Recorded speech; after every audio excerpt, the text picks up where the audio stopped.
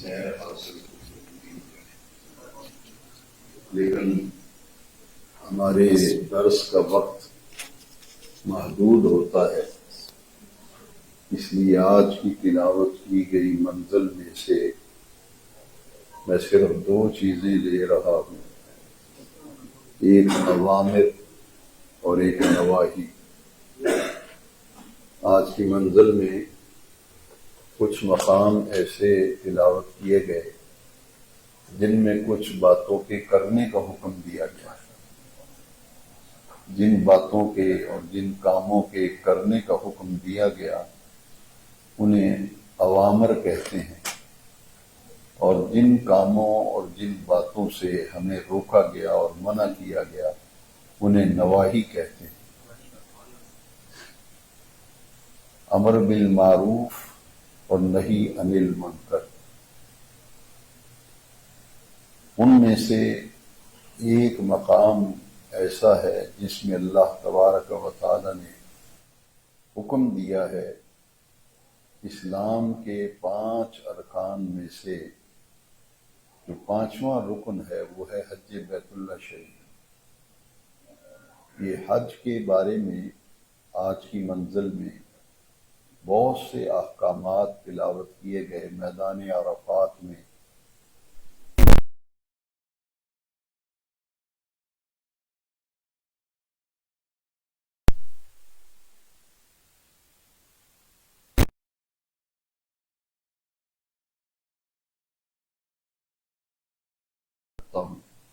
آیت کریمہ گزری اتم الحج والعمرۃ للہ، کہ اللہ کی رضا اور اس کی خوشنودی کے لیے پورا کرو حج اور عمرہ۔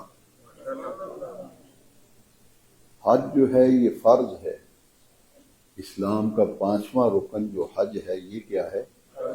لیکن کن پہ فرض ہے؟ جو صاحب استطاعت ہیں۔ جو صاحب استطاعت نہیں اس پر حج فرض نہیں۔ صاحب استطاعت سے مراد یہ ہے کہ سفر کے مکمل اخراجات اور وہاں جتنے دن قیام کرنا ہے، جتنے بھی اخراجات ہیں ان کا مکمل انتظام، جس میں کھانا پینا، آنا جانا، تبرکات، قربانی حج کی، جتنے بھی امور ہیں ان کا مکمل اس کے بعد اخراجات کے لیے رقم موجود ہو۔ لیکن اس میں ایک شرط اور ہے کہ جتنے دن حج پہ گزریں گے اپنے بیوی بچوں اہل خانہ اور جو بھی اس کی زیر کفالت ہیں اتنے دن کے اخراجات اور سارا سامان ان کو مہیا کر کے جائے، اس پر حج فرض ہے صاحب استطاعت پر۔ وَلِلَّهِ عَلَى النَّاسِ حِجُّ الْبَيْتِ مَنِ اسْتَطَاعَ إِلَيْهِ سَبِيلًا۔ کل کی منزل جو آ رہی ہے انشاءاللہ اس میں یہ آیت کریمہ آئے گی۔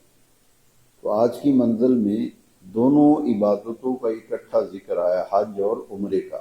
اتم الحج والعمرۃ للہ، کہ اللہ کی رضا اور خوشنودی کے لیے مکمل کرو حج اور عمرہ۔ حج جو ہے یہ پوری زندگی میں صرف ایک مرتبہ فرض ہے۔ حج پوری زندگی میں ایک مرتبہ فرض ہے، اور عمرہ جو ہے یہ پوری زندگی میں ایک مرتبہ ادا کرنا سنت مؤکدہ ہے۔ سنت مؤکدہ ہے۔ ایک حج کرنے کے بعد جو فرض ہے باقی جتنے بھی حج کیے جائیں گے وہ نفلی حج ہوں گے۔ اسی طرح عمرہ جو ہے وہ ایک مرتبہ ادا کرنا سنت مؤکدہ ہے۔ اس کے بعد جتنے بھی عمرے آدمی کرے گا وہ نفلی عمرہ ہوگا۔ اس لیے حج کے مناسک ہیں اور دن بھی مقرر ہیں کہ حج میدان منا، میدان عرفات، میدان مزدلفہ اور مکہ مکرمہ میں صفا اور مروہ کی سعی اور بیت اللہ شریف کا طواف، زمزم شریف کا پینا، حجر اسود کا بوسہ، یہ تمام مناسک حج ہیں۔ تو اس کے لیے حکم آیا کہ اللہ کے لیے مکمل کرو، پورا کرو حج اور عمرہ۔ یہ اتنی اہم ترین عبادت ہے حج، کہ جب آدمی حج کا رکن اعظم ذی الحجہ کی 9 تاریخ کو میدان عرفات میں قیام کرنا، وقوف کرنا، یہ حج کا سب سے بڑا رکن ہے۔ اور جو شخص میدان عرفات کی حد میں داخل ہو جاتا ہے وہ اللہ تعالیٰ کی بارگاہ میں حاجی لکھ دیا جاتا ہے۔ جو بات ہمارے سمجھنے کی ہے وہ یہ ہے کہ اتنی اہم عبادت ہے کہ پوری زندگی میں صرف ایک مرتبہ فرض ہے، اور وہ بھی صرف صاحب استطاعت، اور اسی اعتبار سے اس کا اجر بھی بہت بڑا ہے۔ حج کا اجر کتنا ہے؟ حدیث شریف میں آیا کہ جو شخص حج کر کے اپنے وطن، اپنے گھر کی طرف واپس لوٹتا ہے تو اللہ تعالیٰ کی بارگاہ میں ایسے لکھ دیا جاتا ہے جیسے بچہ ماں کے پیٹ سے پیدا ہو تو اس کے ذمے کوئی گناہ نہیں ہوتا، ایسے آدمی جیسے بچے کی پیدائش ہو، پیدا ہوا ہو، اس کے ذمے کوئی گناہ نہیں ہوتا، اس طرح اللہ تعالیٰ گناہوں سے بالکل مبرہ کر کے، پاک اور صاف کر کے حاجی کو واپس بھیجتا ہے۔ اتنی اہم عبادت ہے۔ اور رمضان شریف کا مہینہ جو ہے، اس میں اگر عمرہ کیا جائے، نبی کریم علیہ السلام نے فرمایا جس نے اس ماہ مبارک رمضان شریف میں عمرہ کیا اس کو ایسے اجر ملے گا جیسے اس نے میرے ساتھ حج کیا۔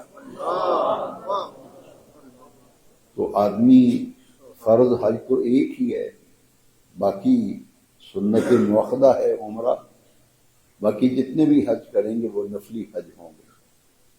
اس کے بعد دوسرا جو اوامر میں سے ایک حکم آج پڑھا گیا، یا ایھا الذین آمنوا ادخلوا فی السلم کافہ، اے ایمان، سلم سے مراد اسلام ہے، اے ایمان والو ادخلوا فی السلم کافہ، مکمل طور پر اسلام میں داخل ہو جاؤ۔ یعنی کچھ لوگ ایسے ہیں کہ وہ کچھ باتوں کو تو وہ اسلام کی باتوں پر عمل کرتے ہیں، ان پر وہ کاربند ہوتے ہیں، لیکن باقی احکامات کو چھوڑ دیتے ہیں۔ جیسے ہمیں یہ تجربہ ہوا، آپ نے بھی دیکھا ہوگا کہ بہت سے ایسے معاشرے میں ہمارے افراد ہیں کہ وہ رمضان شریف میں کہتے ہیں کہ میں صرف جمعے کا روزہ رکھتا ہوں، میں صرف، بہت سے لوگ مجھے ذاتی طور پر ملے اور کہا کہ جی میں تو صرف جمعے کا روزہ رکھتا ہوں، باقی روزے کی جو چھٹی کی ہے وہ کس سے اجازت لی ہے؟ کوئی اسلام میں ہے کہ جمعے کا صرف روزہ رکھو؟ تو یہ اسے کہتے ہیں کہ آدھا تیتر اور آدھا بٹیر۔ اسلام یہ کہتا ہے، جو آج کی منزل میں تراویح میں آیت مقدسہ گزری، یہ ہم سب کے لیے بڑا ہی ایک پیغام ہے، ایک درس ہے، ایک نصیحت ہے، جس کو ہمیں سن کر اس پر غور کرنا، اور غور کر کے پھر سمجھ کر کوشش کرنا ہے کہ ہم اپنی عملی زندگی میں اس کو لانے کی کوشش کریں۔ وہ حکم ہے کہ ادخلوا فی السلم کافہ، مکمل طور پر اسلام میں داخل ہو جائے۔ اسی طرح کئی ایسے لوگ مجھے ملے جنہوں نے خود مجھے بتایا، میں نے پوچھا کہ بتائیے نمازوں کا کیا حال ہے، آپ نماز پڑھتے ہیں؟ تو جواب یہ ملا کہ فجر کی تو پڑھتا ہوں، باقی نمازیں نہیں پڑھتا۔ ایک اور شخص تھا، اس سے میں نے سوال کیا کہ آپ نمازوں کی کیا کیفیت ہے، پڑھتے ہیں نماز؟ تو مجھے کہتا ہے کہ میں شام مغرب کی تو ضرور پڑھتا ہوں، باقی نہیں پڑھتا۔ اسلام یہ چاہتا ہے کہ جب آپ مسلمان ہونے کے دعوے دار ہو تو اسلام میں مکمل طور پر داخل ہو جائے۔ اسلام یہ چاہتا ہے کہ جو ماننے والے ہیں، اسلام کو ماننے والے ہیں، وہ مکمل طور پر اسلامی تعلیمات پر عمل پیرا ہوں۔ سورہ بقرہ کے آغاز میں، آج سورہ بقرہ مکمل ہوئی، سورہ آل عمران سے منزل شروع ہوئی، 2.5 سپارے پر مشتمل ہے سورہ بقرہ، الحمدللہ آج مکمل ہو گئی۔ اس منزل میں یہ گزرا ہے کہ ہم نے کبھی اس بات پر غور نہیں کیا کہ نماز کے معاملے میں کہ اپنی من مرضی سے ایک نماز پڑھ لی، جمعے کا صرف روزہ رکھ لیا، باقی چھوڑ دیا۔ کئی لوگ ایسے ہیں کہ وہ صرف جمعہ ہی پڑھتے ہیں، باقی نمازیں نہیں پڑھتے۔ کئی ایسے لوگ ہیں جو سال کے نمازی ہیں، نہ جمعہ پڑھتے ہیں نہ نماز پڑھتے ہیں، لیکن عید کے لیے آتے ہیں۔ اور بہت سے ایسے بھی لوگ ہیں جو عید بھی نہیں پڑھتے۔ اس لیے جب دعویٰ ہے کہ اسلام ہم لائے ہیں، مسلمان ہیں، تو پھر مسلمان کہلانے کا تقاضا یہ ہے کہ اسلامی تعلیمات کو مکمل طور پر اپنائیں۔ سورہ بقرہ کے آغاز میں 3 طبقات کا ذکر کیا گیا ہے، ایک کافر، ایک منافق اور ایک مومن۔ میں اور آپ یہ بات سوچیں کہ ہمارا تعلق کس گروہ سے ہے۔ ہم مومن کہلاتے ہیں تو پھر ہمیں ان کی طرف دیکھنے کی کیا ضرورت ہے کہ جو عالم کفر میں ہیں یا عالم نفاق میں ہیں؟ ان کی طرف تو دیکھنے کی ضرورت ہی نہیں، کیونکہ وہ سورہ فاتحہ کا کل میں نے درس دیا تھا، اس میں آپ دیکھیں اہدنا الصراط المستقیم صراط الذین انعمت علیہم غیر المغضوب علیہم ولا الضالین۔ تو 3 قسم کے آدمی تو سورہ فاتحہ میں بھی بتائے گئے، ایک وہ جن پر اللہ نے انعام کیا، ایک وہ کہ جو غضب نہ اللہ ان پہ اللہ کا غضب نازل ہوا، قہر نازل ہوا، اور ایک وہ ہیں جو گمراہ ہیں۔ تو ہمیں چونکہ اللہ کا کرم ہے کہ مسلمان ہیں، حضور کے امتی ہیں، حضور کی غلامی کا اعزاز ملا ہے، تو اس نعمت کا تقاضا یہ کہ ہم ادھر ادھر دیکھنے کی ہمیں ضرورت نہیں، ہماری نظریں ہوں تو گنبد خضرا پہ یہاں دنیا میں اگر جس کے ساتھ تعلق ہوتا ہے، یہ دنیا میں جو پارٹیاں بنی ہوئی ہیں، سیاسی پارٹیاں ہوں یا جو بھی، ان میں جس سے تعلق ہوتا ہے، کیا وہ مکمل طور پر اس اپنی پارٹی کی فیور کرتا ہے یا نہیں کرتا؟ اچھے اور برے کام کی وہ فیور کرے گا، بلکہ برے کام کا تحفظ کرے گا، آپ کو دلائل دے گا کہ آپ کو خاموش کر دے گا۔ تو ہم تو بھائی حضور کے غلام ہیں، ہمیں کسی اور نظام کی طرف دیکھنے کی ضرورت نہیں، کسی اور تعلیم کی طرف توجہ دینے کی ضرورت نہیں۔ ہم تو یہ دیکھیں گے کہ ہمارے نبی کریم علیہ السلام کی کیا تعلیم ہے۔ قرآن ہماری کتاب ہے، قرآن کی کیا تعلیم ہے؟ تو ہمیں کسی سے متاثر ہونے کی ضرورت نہیں ہے۔ خواہ مخواہ انٹرنیٹ پہ لوگ سن کے پریشان ہوتے ہیں۔ میں نے کہا کہ پریشانی کی وجہ کیا ہے، مجھے بتاؤ۔ اللہ ہمارا رب ہے اور میرے آقا کریم صلی اللہ علیہ وسلم اللہ کے سچے اور آخری رسول ہیں، اور آپ کو مکمل نظام حیات اور دستور زندگی اسلام دے کے بھیجا گیا ہے، اور دین، مکمل دین قرآن مجید ایک ضابطۂ حیات اور دستور زندگی اگر سمجھنا چاہیں تو زندگی کے تمام معاملات میں قرآن ہماری رہنمائی کرتا ہے۔ لہذا ہمیں کسی اور طرف دیکھنے کی ضرورت نہیں کہ کون کیا کہہ رہا ہے، کون کیا بک رہا ہے۔ ہم تو یہ دیکھیں گے کہ ہماری کتاب ہے قرآن، قرآن کیا کہہ رہا ہے، حدیث میں حضور کا فرمان، حضور کیا فرما رہے ہیں۔ اس لیے ہمارا دین یہ کہتا ہے ادخلوا فی السلم کافہ، جو آج کی تراویح میں آیت مکمل طور پر اسلام میں داخل ہو۔ اگر نماز ہے تو کس نے چھٹی دی ہے آپ کو کہ فجر کی پڑھ لیں باقی چھوڑ دیں، صرف جمعے کا روزہ رکھ لیں تو باقی نہ رکھیں؟ یہ جو روزہ ہم چھوڑتے ہیں نا بغیر عذر کے، نہ بیمار ہو نہ مسافر ہو، یہ حدیث شریف پلے باندھ لیں اور توجہ سے سن لیں۔ ایک دفعہ آدمی کام جاتا ہے، جب اسلام نے رخصت دی ہے، کتنا بڑا یہ انعام ہے، بیمار ہے روزہ نہ رکھے، مسافر ہے روزہ نہ رکھے۔ اگر شیخ فانی ہے کہ بالکل روزہ رکھنے کی طاقت بھی باقی نہیں رہی، تو کتنی بڑی رعایت ہے کہ 2 وقت کا کھانا 1 روزے کا فدیہ دے ہے یا نہیں؟ تو جب آدمی صحت مند ہو، نہ بیمار ہے نہ مسافر ہے، پھر بھی روزہ نہ رکھے، ایک روزہ اگر چھوڑا ہے نا بغیر عذر کے، نہ بیمار ہے نہ مسافر ہے، پھر بھی نہیں رکھا، اگر پوچھیں کہ بھائی کیوں نہیں رکھا روزہ، بس ایویں نہیں رکھا، دیکھیں یہ جواب ذرا سنیں، ایویں نہیں رکھا بس۔ اب ایک روزہ جو چھوڑا ہے نا، یہ حدیث بڑی توجہ سے سنیں کہ حضور نے فرمایا پوری زندگی اگر وہ روزے رکھتا رہے، اس ایک روزے کا جو بغیر عذر کے چھوڑا تھا اس کا بدلہ نہیں ہو سکتا۔ اس لیے ہمیں سوچنا چاہیے ایام معدودات، آج کی تراویح میں وہ آیات گزری ہیں جن میں روزے کے احکام ہیں اور رمضان شی کی فضیلت ہے، اس پر میں جمعے میں بھی 3-4 جمعات میں اور خطبات میں بیان کر چکا ہوں، اس لیے اس پر میں اب بات نہیں کر رہا، کیونکہ بڑی وضاحت سے میں نے ساری باتیں بتا دی۔ جو موضوع سے متعلق ہے اوامر و نواہی میں، یہ ذہن میں رکھیں، اسلام میں مکمل طور پر داخل ہونا، یہ نہیں کہ اپنی من مرضی نہیں چلے گی۔ 5 نمازیں فرض ہیں تو ایک کس نے آپ کو کنسیشن دی ہے کہ ایک پڑھے؟ ہے کہیں کنسیشن؟ اسی طرح جمعے کے روزے کی صرف کسی کو اجازت ملی ہے کہ آپ صرف جمعے کا روزہ رکھیں؟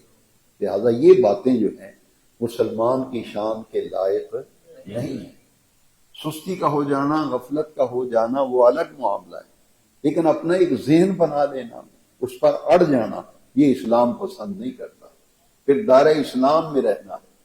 سورہ بقرہ کے آغاز میں 3 دائرے بیان کیے گئے۔ ایک دائرہ وہ ہے جس میں منافقین ہیں، ایک وہ دائرہ ہے جس میں کفر کرنے والے ہیں، ایک وہ جو صاحب ایمان لوگ ہیں۔ تو ہم تو بھئی دائرہ ایمان کے اندر ہیں نا، تو ہمیں کسی اور کی طرف توجہ کرنے کی ضرورت ہی نہیں ہے۔ ہمارے دین نے ہر بات ہم پہ واضح کر دی۔ دوسرا جو آج کی منزل میں حکم گزرا ہے اوامر و نواہی کے حوالے سے، میرے ذہن سے بات نکل نہ جائے، آج کی منزل کے آخر میں، آج کی منزل کی آخری جو 4 رکعتیں ہم نے پڑھی ہیں، ان میں اور اس سے پہلے جو منزل گزری ہے سورہ بقرہ کے بالکل آخر میں، ایک ایسے حرام کا ذکر کیا گیا ہے جو شریعت میں سب سے بڑا حرام ہے۔ میں چاہوں گا کہ درس میں جتنے بھی سامعین ہیں انہیں اس اعتبار سے چند چیزیں سمجھنی ہیں اور اپنے ذہن میں بٹھانی ہیں۔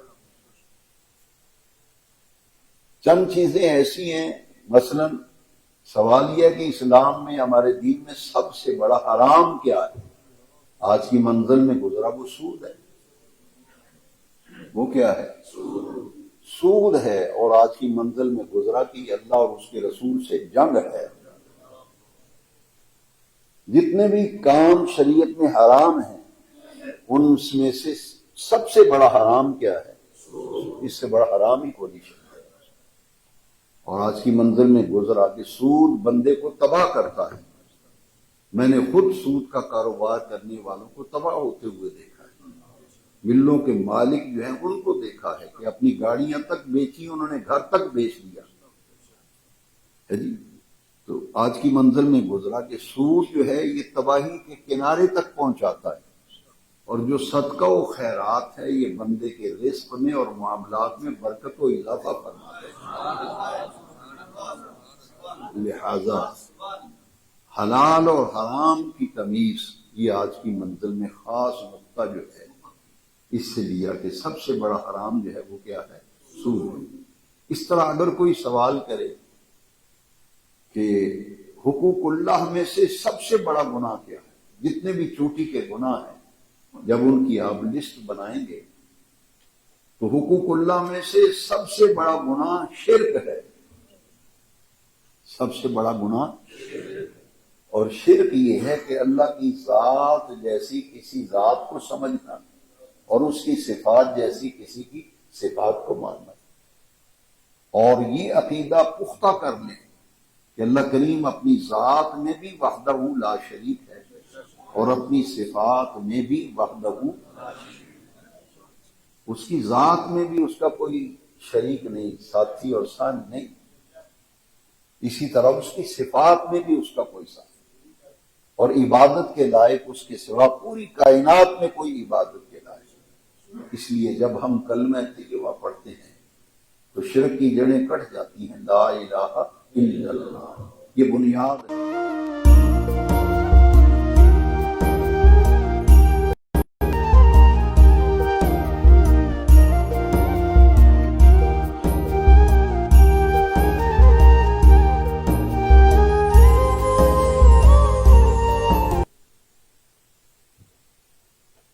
طرح حقوق اللہ میں سے سب سے بڑا گناہ یہ ہے کہ کسی کی عبادت کرنا، خدا کی ذات جیسی کسی کی ذات کو سمجھ لینا، اس کی صفات جیسی کسی کی صفات سمجھ لینا۔ اسی طرح اگلا سوال اگر کوئی مجھ سے کرے کہ حقوق العباد میں سے سب سے بڑا گناہ کیا ہے، حقوق العباد میں سے سب سے بڑا گناہ ماں باپ کی نافرمانی ہے، ماں باپ کی بے ادبی اور ماں باپ کی گستاخی ہے، یہ اولیت ہے۔ ادھر سب سے بڑا حرام سود، حقوق اللہ میں سب سے بڑا گناہ شرک، حقوق العباد میں سے سب سے بڑا گناہ والدین کی نافرمانی، ان کی بے ادبی اور ان کی گستاخی۔ اسی طرح ہمارے دین میں بہت سی ایسی باتیں ہیں جو ہمارے نوجوان بیٹوں کو، بزرگوں کو معلوم ہونی چاہیے۔ حضور کے صحابہ کی تعداد ہے 1.25 کم و بیش 1.25 صحابہ تھے جب حضور کا وصال مبارک ہوا، اور حضور نے ایک صحابی ایسے ہیں جن کو حضور نے فرمایا، حضرت معاذ بن جبل رضی اللہ تعالی، حضور نے انہیں فرمایا تھا کہ اعلم بالحلال والحرام۔ اس کا یہ مطلب نہیں کہ دوسروں کو حلال حرام کا پتہ ہی نہیں تھا، سب صحابہ کو حلال و حرام کا علم تھا، پتہ تھا، مگر حضور نے فرمایا اعلم، سب سے زیادہ کہ کون سی چیزیں حلال ہیں کون سی حرام ہیں، سب سے زیادہ علم اللہ تعالیٰ نے جس کو دیا ہے وہ معاذ بن جبل ہے، وہ معاذ بن جبل ہے رضی اللہ عنہ۔ تو یہ ترتیب جو ہے یہ ہمیں ذہن میں رکھنی چاہیے۔ ماں باپ کے حوالے سے ہمارے معاشرے میں بڑی کمی ہے، اور یہ 2 حدیثیں تو اکثر آپ ذہن میں رکھیں کہ حضور نے فرمایا کہ جس نے ماں باپ کو تنگ کیا، ستایا، گستاخی کی، بے ادبی کی، اور اس کا میں یہ ترجمہ اور مفہوم بیان کیا کرتا ہوں کہ جس اولاد کی وجہ سے ماں باپ کو غلامیں ملے، بیٹی ہو یا بیٹا، ماں باپ کو غلامیں ملے، تمہاری بیٹی نے یہ کر دیا، بیٹے نے ایسا کر دیا، تو اس سے غلامے سے ماں باپ کا دل دکھتا یا نہیں دکھتا، تکلیف ہوتی یا نہیں؟ تو اس کی سزا سن لو کتنی بڑی ہے۔ حضور نے فرمایا جس نے ماں باپ کو ستایا اور تنگ کیا، دکھ دیا، تکلیف دی، وہ جنت کی خوشبو نہیں سن سکے گا۔ میں نے خود اپنے ان کانوں سے کئی ایسے بچوں کو سنا ہے جو اپنے ماں باپ کو کہتے ہیں تم نے ہمارے لیے کیا کیا ہے، ساڑے واسطے تساں بنایا کی اج تک، اپنے ہی بنا دے رہے ہو، ساڑا تسی سوچے ہی نہیں۔ تو یہ لہجہ جو ہے نا ماں باپ سے بات کرنے کا، یہ نافرمانی پر اسے معمول کیا جاتا ہے کہ انتہائی بے ادبی و گستاخی۔ میں خود ایک جگہ صلح کرانے گیا تو میں حیران رہ گیا، اتنی اس معاشرے کے اندر خرابیاں اس نیٹ کے ذریعے پھیل رہی ہیں، جو کچھ دیکھتے سنتے ہیں لوگ دیدہ دلیر ہوتے چلے جا رہے ہیں۔ میں مسجد میں بابوسو بیٹھا ہوں، میرے سامنے اپنے باپ کو کہتا ہے ابا جی چپ کرو، اسے بندے نے بھی گل کرن دیا کرو۔ کیونکہ تنازع تھا نا باپ بیٹے کا، تو میں گیا تھا صلح کرانے، تو اپنے باپ کو کہتا ہے ابا چپ کر، کسی بندے نے بھی گل کرن دیا کر۔ مجھے بہت طیش آیا اور میں نے سمجھانے کے لیے کہا کہ تو اپنے باپ کو بندہ نہیں سمجھتا؟ میں نے کہا تجھے شرم نہیں آئی یہ لفظ کہتے؟ لہذا یہ حلال اور حرام سب سے بڑا گناہ، ان چیزوں کا ہمیں علم ہونا ہے۔ اس سے بڑا شریعت میں حقوق العباد میں اس سے بڑا گناہ کوئی نہیں۔ لوگ کہتے ہیں یہ شراب پینا اور فلاں زنا کرنا، چوری کرنا، ڈاکہ کرنا، ادھر کو توجہ نہیں کرتا۔ سب سے بڑا گناہ تو ماں باپ کو ستانا ہے، تنگ کرنا ہے، حقوق العباد۔ تم کدھر بھاگتے پھرتے؟ تو یہ عوامر جو ہیں ان میں، اور ایک نہیں جو ہے اس کا ذکر میں ضرور کروں گا کہ اس میں ایک بہت بڑا سبق ہے۔ ہر آدمی یہ کہتا ہے کہ میرے دشمن بڑے نے، دشمن بڑے ہو گئے نا دعا کرو، رشتہ دار بھی نہیں پوچھتے، آنٹی گوانڈی بھی خلاف میں، محلے والے بھی خلاف میں، سلام دعائی نہیں ادھر رشتہ دار اور جانے کو، اور لوگ یہ معمول کرتے ہیں جی میرے دشمن بڑے نے۔ لیکن قرآن نے جو تعلیم دی ہے آج کی تراویح میں وہ کیا ہے؟ لا تتبعوا خطوات الشیطان انہ لکم عدو مبین، شیطان کی پیروی نہ کرو۔ اسلام میں ادھر کہہ رہے ہیں اسلام میں مکمل داخل ہو جاؤ، اور دوسری طرف کیا ہے؟ یہ حکم ہے نا، امر، اسلام میں مکمل داخل ہو جو نہیں کیا ہے شیطان کے نقش قدم پہ نہ چلو. تتبعوا خطوات الشیطان کا معنی ہے شیطان کے نقش قدم پہ نہ چلو. کیوں؟ فَإِنَّهُ لَكُمْ عَدُوٌّ مُّبِينٌ، وہ تمہارا کھلا ہوا دشمن ہے. میں نے ایک بیان میں بھی یہ کہا تھا کہ جی دشمن شان ہی نہیں دیتے. میں نے کہا سب سے بڑا دشمن جو ہے وہ شیطان ہے کہ ہمارے دین کی جو قدم قدم پر ہمیں گمراہ کرتا ہے، وسوسے ڈالتا ہے دل میں. سورہ الناس صرف پڑھتے ہی ہو سنتے ہی ہو کہ کبھی غور بھی کیا ہے؟ الذی یوسوس فی صدور الناس من الجنۃ والناس، آخری صورت ہے سورہ الناس قرآن شریف. کچھ جن ہیں کچھ انسان ہیں جو لوگوں کے دلوں میں وسوسے ڈالتے ہیں. لہذا ہم تو پناہ مانگتے ہیں کہ اللہ کریم ان کے شر سے ہمیں بچائے. لہذا شیطان اپنے آپ کو ذہن بنائے کہ ہمارا سب سے بڑا دشمن شیطان ہے. قرآن کہہ رہے انہ لکم عدو مبین، وہ تمہارا کھلا دشمن ہے. لہذا اس کی پیروی نہ کرو، شیطانی طریقے اور طرز جو ہیں اس پہ نہ ہو. اس کے لیے بچنے کا ایک راستہ ہوتا ہے صحبت صالحین. صحبت صالح ترا صالح کن، صحبت طالح ترا طالح. 300 سے 400 صحابہ تھے جنہیں اصحاب صفہ کہتے تھے. یہ مہاجر صحابہ تھے جن کا کوئی گھر بار نہیں تھا، جن کا کوئی کاروبار نہیں تھا، انہیں وقت نہیں تھا معاش کا، یعنی کاروبار کا تو وقت ہی نہیں تھا. سارا وقت انہوں نے وقف کیا ہوا تھا دین کے لیے.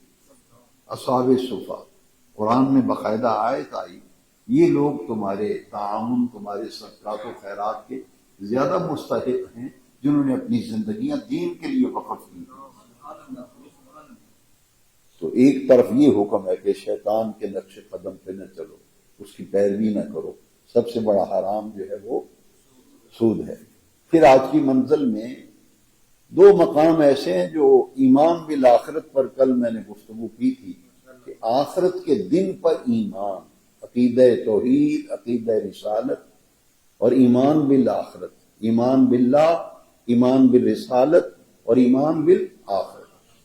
اس پر میں کل گفتگو کر چکا ہوں. آج کی منزل میں گزرا حضرت عزیر علیہ السلام کا واقعہ کہ آپ سفر میں جا رہے تھے تو ایک بستی تباہ ہو پڑی تھی.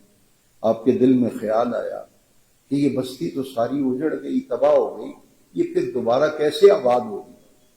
یہ دل میں خیال آیا اور جب آگے گزرے دوپہر کا وقت تھا. آپ نے توشادان تھا جس میں کچھ روٹیاں تھی کچھ سالن تھا، تو آپ نے وہ توشادان جو تھا درخت کی ٹہنی کے ساتھ باندھ دیا اور سواری تھی ان کی گدھا، اس کو ایک درخت کے ساتھ باندھ دیا. درخت کے نیچے سو گئے. جب وہ بیدار ہوئے تو اللہ کریم نے ان سے فرمایا اے میرے عزیر، قال کم لبثت، اس درخت کے نیچے تم کتنے سال سوئے ہو؟ حضرت عزیر نے کہا بل لبثت. آپ نے عرض کیا لبثت یوما او بعد یوم، میں ایک دن یا دن کا کچھ حصہ سویا ہوں. کیونکہ جب لیٹے تھے تو دوپہر کا وقت تھا، جب بیدار ہوئے تو ایسے تھا جیسے عصر کا وقت ہے، سورج غروب ہو رہا ہے. اس لیے جواب دیا لبثت یوما او بعد، ایک دن یا دن کا کچھ حصہ سویا. اب رب کریم نے فرمایا تیسرے پارے میں آغاز میں یہ آیت گزری آج کی تراویح میں. اللہ کریم فرمایا بل لبثت مئۃ عام، اے عزیر ایک دن نہیں، یہاں پوری صدی گزر گئی. جو لوگ اولیاء کرام کے واقعات سن کر کہتے کس سے کہانیاں گھڑی ہوئی ہیں، کس سے کہانیاں گھڑی ہوئی ہیں، میں سمجھانے کے لیے کہتا ہوں کہ میرے بیٹوں، بھائیوں، بزرگوں، یہ قرآن ہے، یہ قرآن ہے. بل لبثت مئۃ عام، اللہ کریم فرمایا نہیں عزیر آپ تو یہاں 100 سال سوئے رہے. ایک صدی گزر گئی، ایک صدی پوری گزر گئی. اب قرآن ہے. حضرت عزیر کے بارے میں مفسرین نے لکھا ہے کہ بعض کا قول ہے کہ وہ نبی تھے، بعض کا قول ہے کہ ولی تھے. بہرحال تھے اللہ کے مقرب. حضرت عزیر زیادہ مفسرین کا یہ قول ہے کہ وہ نبی تھے. حضرت عزیر علیہ السلام۔ اب جب حضرت عزیر نے دیکھا کہ میں تو سویا تھا تو دوپہر کا وقت تھا، اٹھا ہوں تو سورج غروب ہو رہا ہے، تو حالات و واقعات تو یہی تصدیق کرتے ہیں کہ ایک دن سویا ہوں، لیکن رب کریم فرما رہے بل لبثت مئۃ عام، اے عزیر پورے 100 سال گزر گئے۔ تو آپ نے پھر اپنے رب سے عرض کیا باری تعالیٰ کو نشانی بھی تو دکھا ہے کہ 100 سال گزر گئے ہیں۔ تو اللہ کریم نے کیا فرمایا؟ فرمایا انظر الی طعامک و شرابک لم یتسنہ، شراب پینے والی چیز کو عربی میں شراب کہتے ہیں، یہ جو ہم شراب سمجھتے ہیں، شرب سے شراب پینے والی چیز۔ تو اللہ کریم نے فرمایا انظر الی طعامک، طعام کہتے ہیں کھانے والی چیزیں، شرب یشرب وہ پینا، پینے والی چیز۔ اللہ نے فرمایا کھانے کو بھی دیکھو، اپنے سالن کو دیکھو تو شدان ذرا اتارو تو صحیح ٹھہری سے۔ آپ نے جب اتارا تو روٹیاں ایسے گرم جیسے ابھی تازہ تندور سے یا توے پہ پکا کے نکالی، روٹیاں بالکل گرما گرم، اور سالن کا ڈھکن جب اٹھایا تو اس سے بھاپ نکل رہی تھی۔ قرآن کی آیت ہے، 100 سال گزر گئے۔ کوئی اسی طرح کو کوئی جیل بھی ہوتا تو یہی کہتا کہ کہانیاں بنائی ہوئی ہیں، 100 سال گزر گئے، نوجوان اس کے چکر میں آ جاتے ہیں، اس جہنمی کے چکر میں، جو کہتا ہے بابے شاہی کوئی نہیں، وہ خود بے ایمان، خود بابا بنا ہوا ہے۔ کہتا ہے امام بخاری کو ہم نہیں مانتے، اور جو اس کو مانتے پھرتے ہیں لونڈے، اس کو مانتے نہیں ہے، جو اس کو مانتے ہیں، جو اللہ رسول کو بھول گئے ہیں، اس کو مانتے ہیں، فالو کرتے ہیں یا نہیں کرتے؟ آپ امام بخاری کو فالو کریں، غوث پاک کو فالو کریں تو کہتے ہیں بابے تشائی کو نہیں، اور خود بابا بنا ہوا ہے بے ایمان، وہ خود بابا بننے کے چکر میں ہے کہ دوسروں سے نفرت بناؤ پیدا کرو، وہ خود بابے بن جاؤ۔ کہتے ہیں میرے اسٹوڈنٹ ہیں، میرے فالورز ہیں اتنے دنیا میں، تیرے فالورز ہیں تو غوث پاک کا فالورز کوئی نہیں۔ ڈاکٹر صاحب کا کوئی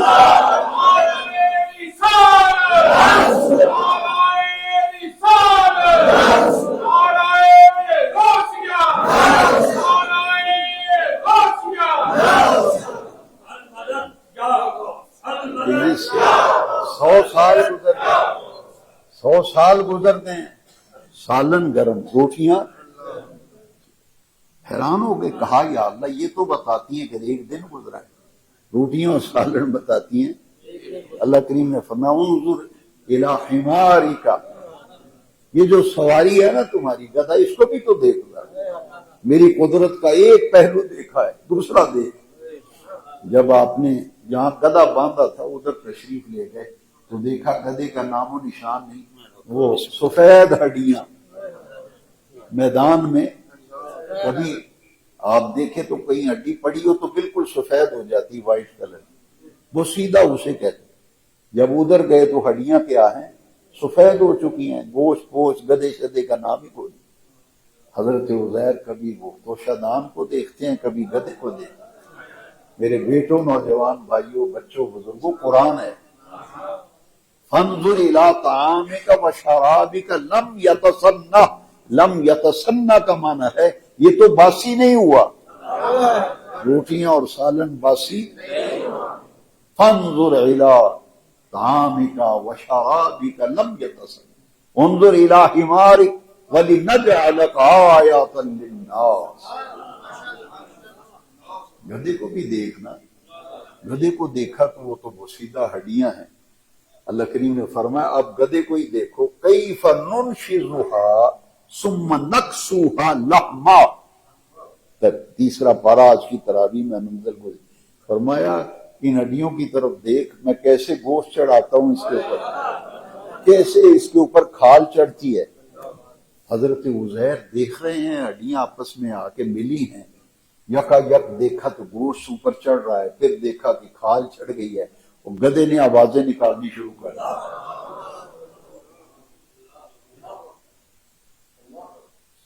جب ان کے لیے حقیقت حال واضح ہو گئی تو حضرت عزیر نے کہا اعلم ان اللہ علی کل شیء قدیر۔